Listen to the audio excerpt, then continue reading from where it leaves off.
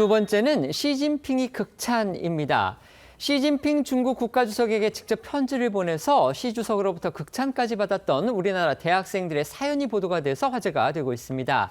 지난 1일이었죠. 시 주석이 한중 정상회담을 마친 뒤에 가졌던 국빈 만찬에서 한국 외국어 대학생들의 편지 내용을 직접 언급을 해서 주목을 받았는데요. 그 비하인드 스토리가 학생들에 의해서 공개가 된 겁니다. 네, 에이펙 정상회의 참석을 위해 방한했던 시 주석은 지난 1일 오후 이재명 대통령이 주최한 이 국빈 만찬에서 한국 외대 학생들로부터 이 한중 관계 발전을 기대한다는 편지를 받았다면서 청년은 한중 관계의 미래라고 얘기했는데요. 먼저 이 당시 영상부터 보고 오시죠. 目前日前我收到韩国外国语大学 国际学部全体学生的来信，字里行间充满对中韩关系发展的期盼。青年是中韩关系的未来，希望两国多开展青年交流活动，让中韩友好事业世代相传。 시 주석을 감동시킨 편지의 주인공은 한국외대 국제학부 4학년 이재현 씨였습니다. 시 주석의 깜짝 답변을 받은 이 씨는요, 한겨레 신문에 이 시 주석의 답장에 정말 놀랐다며 우리에게도 매우 격려가 되는 일이었다고 소감을 밝혔습니다. 이 시 주석에게 편지를 보내자는 아이디어는 시 주석의 이 방한 계획이 구체화하던 지난달 초에 나왔다고 하는데요. 현중 정서는 물론 동아시아 국가들 사이에 쌓인 오해에 관한 그런 문제의식을 갖고 있던 가운데 시 주석이 다른 국가에 방문하면 그곳 국민들이 그에게 편지를 쓰는 것에 착안을 해서 하고 싶던 이야기를 편지로 전하기로 했다는 겁니다. 시 주석에게 편지를 보내기로 결심한 이재현 씨는요, 김현우 한국외대 국제학부 학생회장, 박보경 부학생회장 등과 합심해서 한글로 초안과 완성본을 작성한 뒤 이 중국어 번역본을 만들어 주한 중국 대사관에 이메일로 전달을 했고요. 편지는 중국 외교부를 거쳐 시 주석에게 도달한 걸로 전해지는데요. 학생들은 시 주석에게 보낸 편지에 양국 청년들은 예기치 못한 보호무역주의, 기후변화, 고령화, 일자리 등 공통의 어려움에 직면해 있다면서 하지만 이런 도전들은 양국 청년들이 더 가까워지고 또 함께할 지혜를 모을 수 있는 기회라고 믿는다고 적었고요.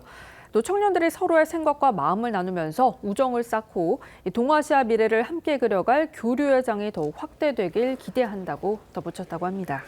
대한민국의 평범한 대학생들이 쓴 편지가 이렇게 세계 초강대국인 중국의 국가 주석에게까지 닿은 겁니다. 이후에 주한 중국 대사관 측은요, 이 편지를 언급하면서 조만간 한국 외국어 대학교를 방문하겠다 또 이렇게 밝혔습니다. 그렇습니다. 이 주한 중국 대사관은 그제 SNS를 통해 시 주석의 중요 연설은 한국 외대 국제학부 학생들에게 보낸 적극적인 답신이자 양국 청소년 교류 활성화와 또 양국 국민 간의 마음의 소통을 중시하는 시 주석의 깊은 관심을 보여준 것이라면서 조만간 이 한국 외국어 대학교를 방문해 여러분과 자담회를 갖고 귀중한 의견과 제안을 듣고 싶다고 밝혔습니다.